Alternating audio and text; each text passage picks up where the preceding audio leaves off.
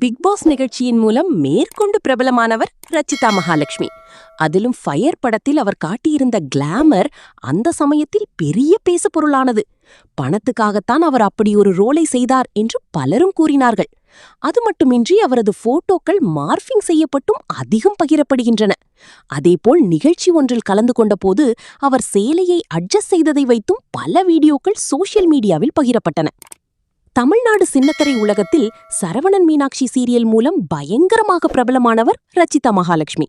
இருப்பினும் சினிமாவில் ஹீரோயினாக வேண்டும் என்ற ஆசையில் இருந்த அவருக்கு பிக்பாஸ் நிகழ்ச்சி மேற்கொண்டு பிரபல்யத்தை கொடுத்தது.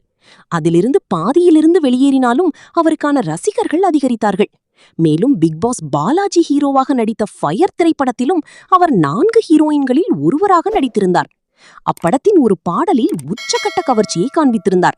அது ரிலீஸ் சமயத்தில் பெரிய பேசு பொருளானது. மேலும் படத்துக்கு மைலேஜும் கூடியது.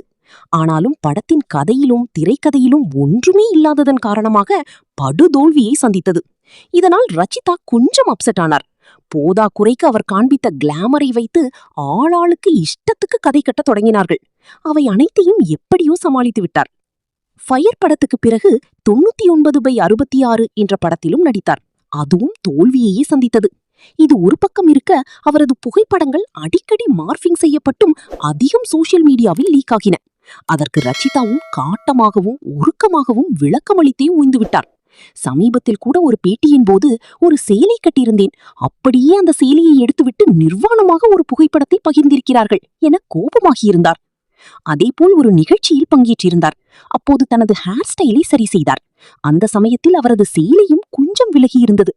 உடனே அந்த வீடியோவை பல அர்த்தங்களில் சமூக விரோதிகள் பகிர்ந்து வந்தனர்.